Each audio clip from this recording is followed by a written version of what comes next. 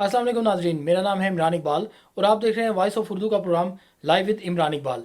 नाजरीन, जिस तरह आप जानते हैं पूरी दुनिया में कोरोना की वबा फैली हुई है और वॉइस ऑफ उर्दू अपने नाजरीन को लम्हा बलम्हा खबरें देता है। हमने आपके लिए आज का प्रोग्राम तरतीब दिया है। जिस तरह वॉइस ऑफ उर्दू में हेडलाइंस चल रही हैं, उन हेडलाइंस पे मुख्तलिफ आरा आती हैं और मुख्तलिफ कमेंट्स आते हैं। हम रोज़ की होने वाली हेडलाइंस में से अहम खबरों को उठाएंगे। मेरे साथ इस प्रोग्राम में साथ देंगे अमेरिका से खुर्शीद जमा साहब, जो कि सीनियर जर्नलिस्ट हैं, और इस प्रोग्राम में हम गुफ्तगू शनीद के साथ आज की दी हुई हेडलाइंस के बारे में गुफ्तगू करेंगे। सर, हम अपने प्रोग्राम का आगाज़ आज करेंगे। वर्ल्ड हेल्थ ऑर्गेनाइजेशन ने जो लॉकडाउन को नरमी के लिए मुख्तलिफ मुल्क जो लॉकडाउन खोल रहे थे, नरमी कर रहे थे उसमें, उसके लिए उन्होंने मना किया है कि अभी ये लॉकडाउन ना खोला जाए, क्योंकि ये जो वबा ऐसी है जो समाजी ताल्लुक बढ़ाने से, एक दूसरे से मेल मिलाप करने से ये आगे बढ़ सकती है और अमवात उसमें ज़्यादा हो सकते हैं। तो सर, इसमें कुछ थोड़ा इस पे रोशनी डालिएगा कि आप इस बारे में क्या ओपिनियन रखते हैं? अच्छा जी, इमरान, बहुत अच्छा सवाल किया आपने। और ये डब्ल्यूएचओ ने मना किया है कि जो लॉकडाउन है इसमें नरमी ना की जाए, क्योंकि इस वबा का एक ही इलाज अभी तक हमारे डॉक्टर्स और साइंटिस्ट ने बताया है कि जितनी एहतियात की जाएगी उतना हम इससे बच सकेंगे। अगर आप नज़र दौड़ाएं यूएनओ के जो फिगर्स हैं कोरोना के हवाले से, तो आपको दिखाई देगा कि इसमें जो अभी तक जो नंबर्स चल रहे हैं, अभी थोड़ी देर पहले एक तो ये इंस्टेंटली ये नंबर चेंज होते हैं, तो इसलिए कोई फिगर कोई भी मीडिया अभी तक कंफर्म्ड नहीं कर पाया कि किस मुल्क में इसकी तादाद क्या है। तो अब अगर आप अब के नक्शे पे आप नज़र दौड़ाएं, तो वर्ल्ड में जो सूरत हाल है कोरोना की वो है 1804,714 जो है ये टोटल वो बता रहे हैं। और इसमें वो ये बता रहे हैं कि कितनी जो है वो अमवात हुई हैं और कितने लोग रिकवर्ड हुए हैं। अच्छा, सबसे दिलचस्प बात जो हमें अपने नाजरीन को बतानी है कि कोरोना की वबा से जो लोग रिकवर्ड हुए हैं और उन लोगों को डिस्चार्ज किया गया और वो जब घरों में वापस चले गए, इसमें अगर जी। आप देखें चीन और कोरिया और जर्मनी, तीन ममालिक के डॉक्टर्स ने ये बताया है कि कोरोना के जो लोग सेहतियाब होकर घर गए हैं, तो हुँ। हफ्ते के बाद जब उनका दोबारा टेस्ट लिया गया तो कोरोना फिर रीएक्टिवेट हो गया। यानी अब आप अंदाजा ये लगाएं कि इस वबा के बारे में अभी तहकीक जो है वो जारी है, और उस तहकीक के बाद ही पता चलेगा कि 100% जो बंदे इसका शिकार हुए, कोई तो लुकमा अजल बन गए, और जो लोग सेहतियाब हुए उनके साथ भी इस वायरस ने दोबारा अटैक किया। और उन्होंने इसलिए मना किया है, और ये बहुत ही अच्छी बात है, और सारी दुनिया को डब्ल्यूएचओ की इस हदायत पे अमल करना चाहिए, क्योंकि ये एक ऐसी वबा है जिसके बारे में अभी तहकीक हो रही है। और इससे बचने का यही वाहिद रास्ता है कि हम लॉकडाउन की सूरत में रहें। और फिर एक बंदर के ऊपर इमरान, इम्यून सिस्टम के हवाले से उन्होंने ये पता किया कि इस वायरस की क्या सूरत हाल है, मगर वो पता ये चला कि ये वायरस जो है ये रीएक्टिवेट भी हो सकता है। तो इस रीएक्टिवेशन के डर से जो उन्होंने एहतियात का कहा है, वो फिलहाल हमें बहुत जरूरी है उस पर अमल करना। और एक और बात हम अपने नाजरीन को ये बताएंगे कि ये जो वायरस है इसके बारे में ये कहा जा रहा है कि ये आइंदा 2 साल तक 40 से 70% तक दुनिया की आबादी को ये वायरस जो है वो मुतासर करेगा। और इसलिए जरूरत इस अमर की है कि जो लोग इसका शिकार हुए वो और वो रिकवर्ड हुए, वो ये ना समझें कि वो फुली इससे रिकवर्ड हो गए हैं, क्योंकि जर्मनी के डॉक्टर्स का कहना है कि जो लोग इससे रिकवर्ड हुए हैं उनके जो फेफड़ों का जो निज़ाम है वो 30% तक मुतासर होगा आने वाले उनकी जिंदगी में। तो अभी इसका हतमी जो है वो साइंसदान और डॉक्टर जवाब ढूंढ रहे हैं, जिस पे शायद थोड़ा वक्त लगेगा। तो इसलिए बेहतर यही है कि हम जितना एहतियात करेंगे तो WHO की गाइडलाइन को फॉलो करेंगे तो उससे हम जी।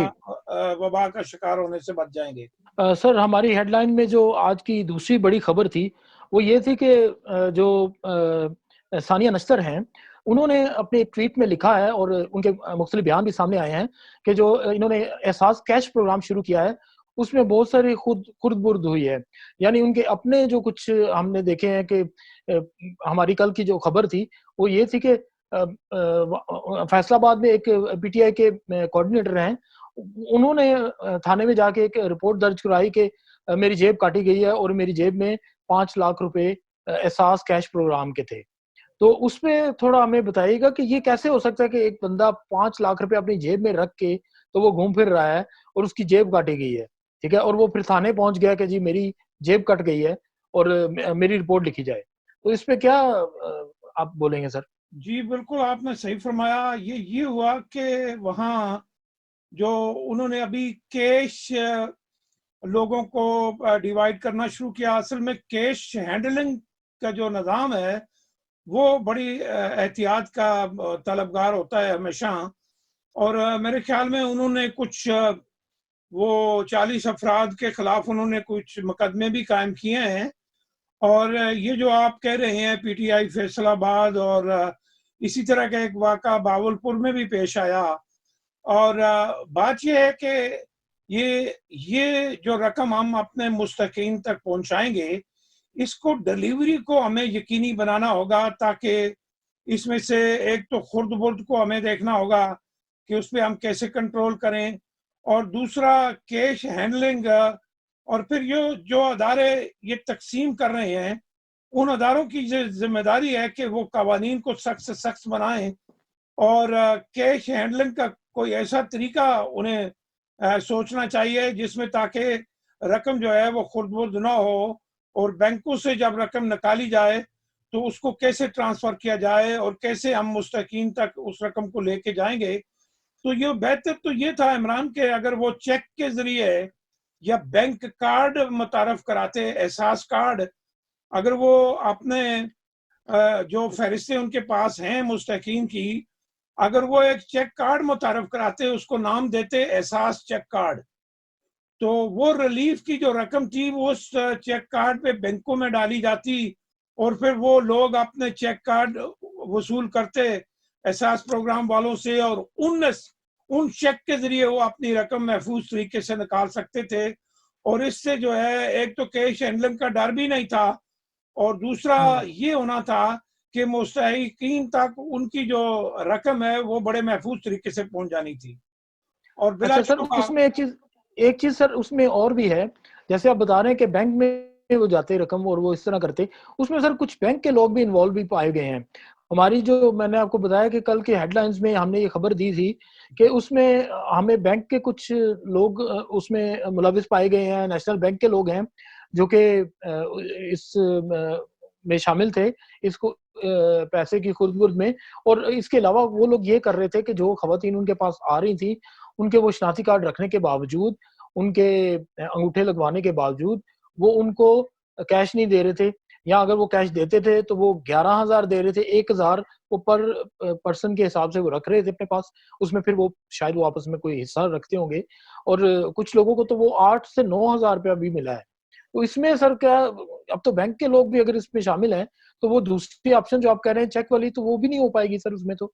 नहीं, आप सही कहते हैं, मगर बात यह है कि हमने डिलीवरी के प्रोसेस को महफूज कैसे बनाना है। ज़रूरत समझ की है कि अगर खुर्द-बुर्द इसमें किया जा रहा है, तो वो कौन लोग कर रहे हैं। देखें, हुकूमत के लिए इस चीज़ को कंट्रोल करना कोई मुश्किल काम नहीं है, क्योंकि स्टेट बैंक ऑफ पाकिस्तान को एक पॉलिसी फौरी लॉन्च करनी चाहिए इस हवाले से, और बैंक के अमले के ऊपर कड़ी निगरानी करनी चाहिए स्टेट बैंक ऑफ पाकिस्तान को कि वो इस प्रोसेस में उनको वो कैसे डिलीवर कर रहे हैं लोगों को। और जो कानून नाफ्ज करने वाले इदारे हैं, जो जो मकामी इंतजामिया हैं, देखें एक गरीब आदमी तक वो रकम कैसे पहुंचेगी।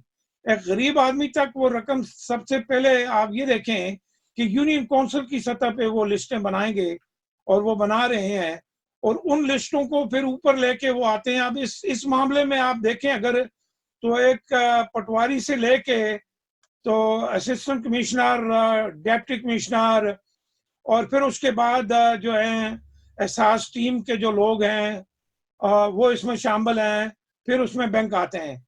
अब बात यह है कि स्टेट बैंक ऑफ पाकिस्तान को फौरी इस चीज़ का नोटिस लेना चाहिए कि जो बैंक के ऑफिसरान या बैंक का जो अमला इसमें मुलव्वस है तो वो उसको कैसे कंट्रोल करें। और मेरी नज़र में मेरी यही तजवीज़ होगी कि महफूज तरीके से रकम हम डिलीवर कर सकते हैं मुस्तकीम तक अगर हम चेक कार्ड मुतारफ करा दें, और ये खुर्द-बुर्द से भी बच जाएंगे। और फिर जो बैंक हैं वो भी शायद, बैंकों पे भी जो अभी आपने निशानदेही की कि अगर कोई बैंक वाला खुर्द-बुर्द में मुलव्वस है तो वो शायद ना कर पाए, क्योंकि स्टेट बैंक की सख्त पॉलिसी और फिर हुकूमती और इंतजामिया की सख्ती से इस चीज़ पे कंट्रोल किया जा सकता है, ये कोई नामुमकिन नहीं है। सर इस हमारी हेडलाइन में आज की जो तीसरी बड़ी खबर है वो ये है कि पाकिस्तान में अब जैसे कोरोना वायरस के मरीज दिन ब दिन बढ़ रहे हैं तो वेंटिलेटर्स की बहुत कमी थी। तो मुख्तलिफ इदारे और इंजीनियर्स मिलकर वेंटिलेटर्स बनाने की कोशिश कर रहे थे, कुछ ने कुछ कामयाब भी हुए। हमने सोशल मीडिया पे भी देखा कि कुछ लोग अपने इदारों में बना रहे हैं वेंटिलेटर्स। तो इस पे पाकिस्तान इंजीनियरिंग काउंसिल ने अभी इजाज़त दे दी है कि ऑफिशियल तौर पे अब इंजीनियर्स जो हैं वो बना सकते हैं इसको, और इसमें पाकिस्तान गवर्नमेंट उनकी हेल्प भी करेगी। और आज इमरान खान साहब का ये बयान आया है कि ये वेंटिलेटर बनाने की जो तैयारी का अमल है उसको तेज़ किया जाए। तो इस पे सर आप क्या क्या तबसरा करेंगे? हाँ बिल्कुल, ये इमरान, आज की आपके टीवी में मैंने सुना कि आपने ये खबर दी है कि इमरान खान साहब ने इस चीज़ की हौसला अफजाई की है कि जी मकामी तौर पे वेंटिलेटर तैयार होने चाहिए। बात यह है कि पाकिस्तान में बड़े बड़े ज़हीन लोग हैं, और हमारी हमारी कौम को अगर आप मौका देंगे और अगर गवर्नमेंट उनके साथ खड़ी होगी तो यकीनन पाकिस्तान के इंजीनियर, डॉक्टर, साइंटिस्ट बहुत नामी गिरामी लोग हैं, और वो मुल्क की मकामी ज़रूरत के मुताबिक वो वेंटिलेटर बना सकते हैं। और अगर पाकिस्तान एटम बम बना सकता है तो वेंटिलेटर हमारे लिए कोई बड़ा चैलेंज नहीं है। तो हुँ। ज़रूरत इस अमर की है कि उस इंजीनियरिंग काउंसिल ऑफ पाकिस्तान को सपोर्ट किया जाए हुकूमती सतह पे और प्राइवेट सतह पे, और जो हमारे इंडस्ट्रियलिस्ट हैं और जो हमारे ओवरसीज पाकिस्तानी हैं वो उनकी इस मामले में हेल्प कर सकते हैं। और जो ज़रूरत मकामी प्रोडक्शन पूरा कर सकती है वो शायद हम बाहर से मंगवा के पूरी नहीं कर सकेंगे। तो इमरान खान साहब की ये सोच बहुत अच्छी है, और इमरान खान साहब को चाहिए कि वो जितना भरपूर तरीके से इन इंजीनियर के साथ तावन करें, उन्हें करना चाहिए ताकि हम मुल्क की ज़रूरत जो है वो पूरी कर सकें।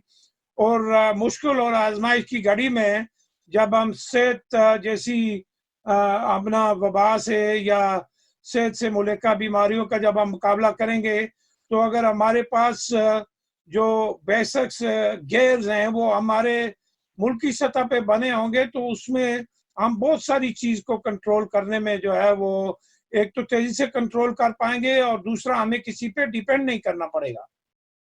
जी जी, इमरान। बिल्कुल ठीक है। जी, सही है। सर इसके बाद हम कुछ बैनुल-अक़वामी खबरों की तरफ जाएँगे। जो जी हमारा दूसरा सेगमेंट है बैनुल-अक़वामी खबरों का, उनमें जो बड़ी खबर है वो अमेरिका के बारे में है। और जी अमेरिका मतलब अमेरिकन जो सदर हैं डोनाल्ड ट्रंप, उ उन्होंने दावा किया है कि हमने हमारी गवर्नमेंट ने फौरी इक़दामात किए जिसकी वजह से अमवात कम हो रही हैं। यानी ये अमवात 22 लाख तक भी हो सकती थी, लेकिन हमने इसको कंट्रोल किया है। और हमारी गवर्नमेंट इसके लिए अच्छी पॉलिसी बना रही है और बहुत जल्द हम अपनी गवर्नमेंट को अपने अवाम को हम अच्छी खबर देंगे। जी, अच्छा अच्छा इमरान, ये पहले तो इस पे बात करने से पहले मैं पहले आपको ये बताऊं कि इस वक्त सूरत हाल अमेरिका के अंदर है क्या। इस वक्त जो जी। कंफर्म केसेस हैं वो 5,35,703 हैं, और उसमें जो रिकवर्ड हुए हैं लोग वो 32,276 हैं, और जो अमवात हुई हैं वो है 21,411।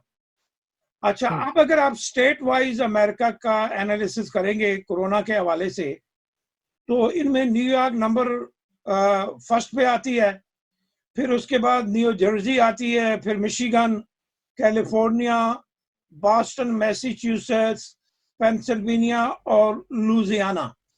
फिर ये आहिस्ता आहिस्ता बाकी स्टेटों में स्प्रेड होता जा रहा है।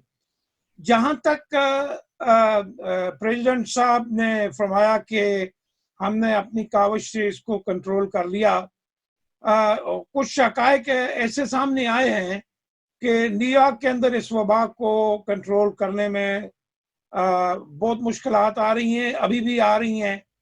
और अमेरिका भर में चूंकि ये वबा जो है ये आनन फानन आने वाली वबा है और इसके लिए कोई तैयारी नहीं थी, ना अमेरिका ने इसकी तैयारी की हुई थी, ना दुनिया के किसी और मुल्क ने। तो जहां तक सदर जनाब डोनाल्ड ट्रंप साहब का कहना है कि जी हमने इसको भरपूर तरीके से कंट्रोल किया, हाँ उन्होंने कोशिश जरूर की है, मगर कंट्रोल की जो बात है वो इसलिए मैं इत्फाक नहीं करता कि अभी इस पे काम जारी है, और जब तक कोई चीज अपनी तकमील को नहीं पहुंचती तो उसके ऊपर बयानबाजी करनी या तजिया करना फिर कबल अज वक्त हो जाता है, और जी कबल अज वक्त के तजिए जो हैं वो हमेशा ऑथेंटिक साबित नहीं होते। जी बिल्कुल।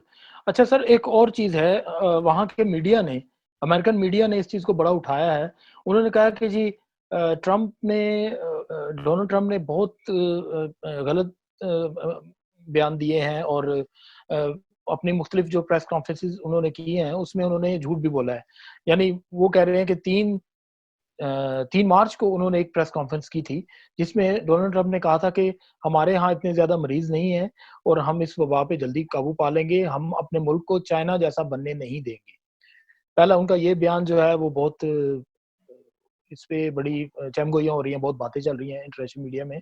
और सर दूसरा, उन्होंने 11 तारीख को एक प्रेस कॉन्फ्रेंस की थी, 11 मार्च को। उसमें उन्होंने ये दावा कर दिया था कि उस वक़्त तो मरीज़ काफ़ी बढ़ गए थे ना, तो उस वक़्त उन्होंने दावा कर दिया कि जी हमारे पास अभी भी मरीज़ उस तरह नहीं है जैसे दूसरे ममालिक में हैं, लेकिन हम इस पे कंट्रोल कर रहे हैं और हमारे जो लैबोरेटरीज़ हैं, हमारे जो साइंटिस्ट्स हैं, उन्होंने एंटीडोट बना लिया है। तो वो बाद में साबित हो गया कि वो तो बात उनकी ठीक नहीं है, एंटीडोट बना होता तो इतने ज़्यादा मरीज़ ना होते, इतने लोग मरते ना। तो सर इस पे क्या आप ओपिनियन क्या है आपका? देखें, बात यह है कि अमेरिका का सदर जो बयान देता है उसकी जाती स्टडी नहीं होती, वो मुशीरान की तरफ से जो कुछ उसको कहा जाता है वो उसका पॉलिसी बयान होता है सदर का।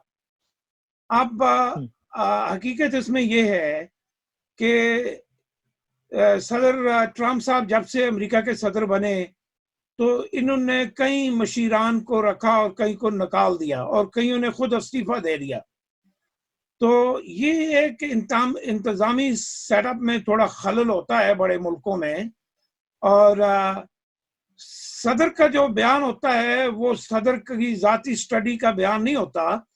तो इसलिए अगर किसी मशीर ने उन तक ये मालूमात पहुंचाई हैं और उन्होंने उसके ऊपर प्रेस कॉन्फ्रेंस कर दी है, तो अब शायद अभी तक ट्रंप साहब ने उस पे एक्शन भी ले लिया होगा, और यकीनन अगर नहीं लिया तो उनको लेना भी चाहिए कि कंट्रोल के एतबार से पूरे अमेरिका में कोशिश जारी है। और इसमें सदर ट्रंप अपनी बसात के मुताबिक कोशिश कर रहे हैं इस पे कंट्रोल करने के लिए। उन्होंने सब अदारों को एक्टिवेट किया हुआ है कि जी आप अपने अपने हिस्से का काम करें। जहां तक उनके बयानों का ताल्लुक है तो ये कोई पहली बार उनसे नहीं हुआ, उससे पहले भी कई उन्होंने बयानात मुख्तलिफ चीज़ों पे ऐसे मुतनाज़ा बयान दिए हैं। देखें, जब पूरी कौम फियर का शिकार हो तो कौम के लीडर कोशिश ये करते होते हैं कि नफ्सियाती तौर पे किसी तरीके से हम अपनी कौम को ज़हनी तौर पे ये बता सकें ताकि वो इस फियर से बाहर आए। और जो है मुल्क की सतह पे अक्सर ऐसा होता है, कई मुल्कों में होता है, कई मुल्कों हुँ, की मीडिया पॉलिसीज ऐसी स्ट्रांग होती हैं कि हुँ, फियर वाली चीजों को आप जो है मेन स्ट्रीम मीडिया में ज्यादा नशर नहीं करेंगे। हर जी मुल्क का बिल्कुल, एक अपना तौर तरीका अपनी है पॉलिसी होती है। कंट्रोल करने का, और हर मुल्क की काबीना और उसका सदर जो है वो अपने मुल्क की हालात के मुताबिक फैसले करता है। तो ये सियासी गलतियां और सियासी बयानबाजियां हो जाया करती हैं, ये कोई नई बात नहीं है। तो मगर अगर ऐसी बात उन्होंने कही हुई है तो उनको यकीनन उस मशीर से पूछना चाहिए कि उसने उन्हें क्यों ऐसा गाइड किया, क्योंकि प्रेसिडेंट यूनाइटेड स्टेट्स जो है वो हर एक अदारे को तो स्टडी नहीं करता, इसीलिए जी काबीना और मशीर होते हैं। और वो काबीना और मशीर अगर सही तरीके से काम नहीं करेंगे तो हम्म सदर की जो बयान है उसमें कंट्राडिक्शन तो आएगी। ओके सर, एक और यहाँ पे स्टडी की गई है, वो देखा गया है कि अमेरिका में जो पाकिस्तानी लोग जो जिनकी वफात हुई है, जो इस दौरान मरे हैं, वो देखा गया वहाँ पे अमेरिका में कि इज्तिमाई कब्रें बनाने का काम भी वहाँ पे हो रहा है, और एक-एक कब्र में 2 बंदे या 3 बंदे, 3 लाशें उसमें डाल के तो उसको जो है ना वो दफनाया जा रहा है। तो ये इस्लामी पॉइंट ऑफ व्यू से भी गलत चीज़ तस्वुर की जा रही है, और वैसे भी ये इखलाकन भी, और इसमें जो है ना इंसानी हकूकी तंज़ीमें भी, मेरे ख्याल से उनको बोलना चाहिए, लेकिन कोई अभी तक बयान किसी का आया नहीं। तो इस पे क्या बोलेंगे सर आप? अच्छा देखें इमरान साहब, बात ये है कि ये जो इज्तिमाई कब्रों की बात हो रही है, ये इज्तिमाई कब्रों में अब आप देखें कि जो मुसलमान हैं उनके अलग कब्रिस्तान है, और जो क्रिश्चियंस या दूसरे मजहब के लोग हैं उनके अलग कब्रिस्तान है। अब जहाँ तक मेरा राब्ता रहता है न्यूयॉर्क के अंदर फिनुल होम वालों से भी, और जो इमाम हैं वहाँ पढ़ाते हैं जनाजा, उनसे भी राब्ता रहता है। वॉइस ऑफ अमेरिका ने भी एक खबर दी थी, उर्दू सर्विस वालों ने, कि जी पार्कों में इस तरह की मजमूई जो है वो कब्रिस्तान बनाए जा रहे हैं। जी, और एग्ज़ैक्टली यही यही इसी की मैं बात कर रहा हूँ। मगर जी। जब आप न्यूयॉर्क के मेयर की प्रेस कॉन्फ्रेंस को उठा के देखेंगे तो न्यूयॉर्क के मेयर ने इस खबर की तरदीद की है कि इस तरह हुँ, की कोई बात नहीं है। हमारे पास कब्रिस्तान के अंदर जगह मौजूद है, और अगर जगह नहीं मौजूद होगी तो उसका अलग इंतजाम किया जाएगा। ये जो अफवाह फैलाई जा रही थी, रूमर्स था कि जी पार्कों के अंदर लोगों को दफन किया जाएगा, तो उन्होंने कहा कि खुद न्यूयॉर्क के मेयर ने इसकी तरदीद की है, वो मीडिया के ऊपर मौजूद है, वो देखी जा सकती है। हाँ, एक जजीरा है न्यूयॉर्क का, वो फेसबुक के ऊपर मुझे नजर आया, एक इस तरह की एक वीडियो चल रही है। एक हार्ट नामी जजीरा है न्यूयॉर्क के अंदर, वहाँ कुछ इज्तमाही लोगों को दफन किया गया है, मगर वो पाकिस्तानी नहीं थे या अरबी नहीं थे, मुसलमान नहीं थे, उसमें शायद दीगर मज़ाहिब के लोगों को वहाँ पे मजबूत तौर पे दफन किया गया। हाँ, जो जहाँ तक ये है कि पाकिस्तानी मरने वाले लोगों को भी दफन किया गया है दो दो करके, और बाज़ जगहों में चार चार करके दफन किया गया है, उसकी भी वीडियोस फेसबुक के ऊपर मौजूद है। हाँ, अच्छा होता ये है कि अगर आप इस्लामी शरीयत में जाके देखें तो इज्तिमाई कब्रें हुई हैं सऊदी अरब के अंदर। आपको याद होगा कि एक बार खेमों में आग लग गई थी हज के दौरान, और बहुत हुँ। सारे लोग जो है वो चल बसे थे। जी, ये तकरीबन 3-4 साल पहले की बात है। हाँ जी, जी। तो हुआ ये था फिर के उन सबको वहाँ इज्तिमाई तौर पे दफन किया गया था।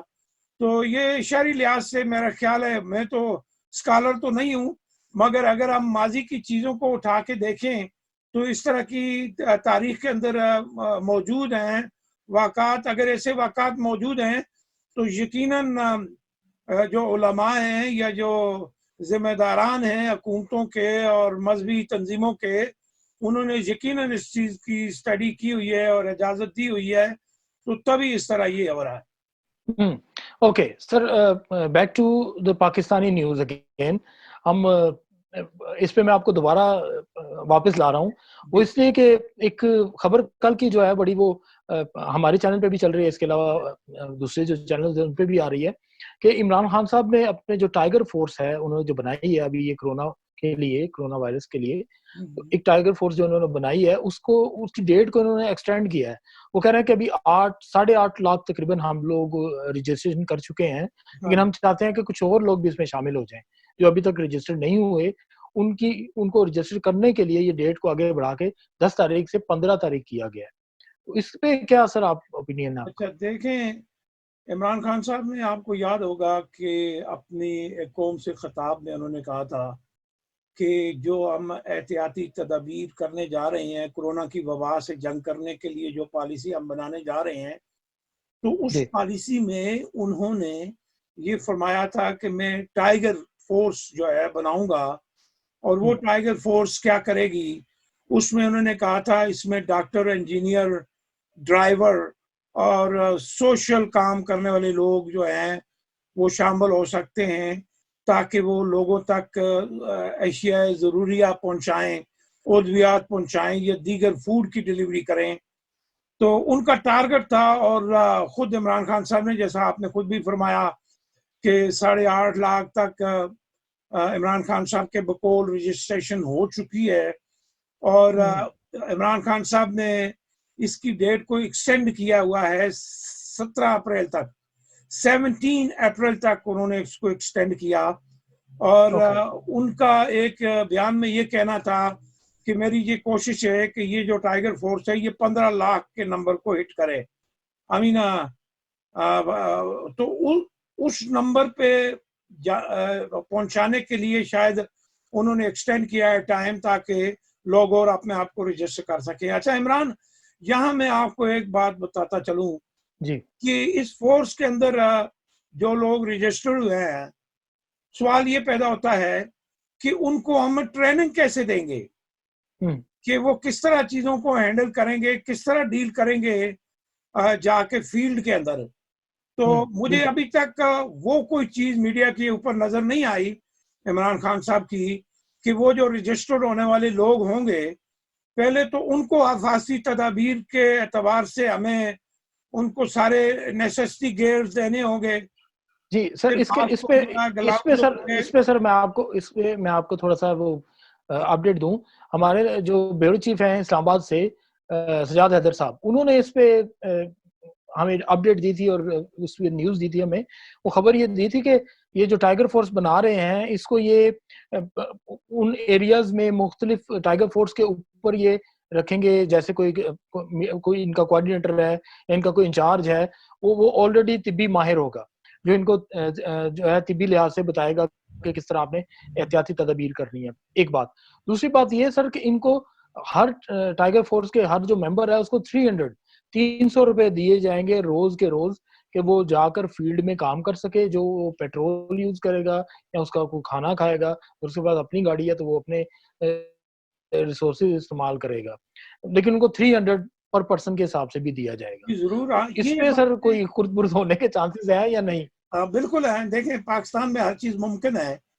इसलिए मुमकिन है कि वो, आपको याद हो या न याद हो, मुझे याद है कि जनरल ज़िया-उल हक महरूम ने एक दफा अपनी एक तकरीर में कहा था कि घी अगर सीधी उंगली से नहीं निकलता तो उंगली टेढ़ी करनी पड़ती है।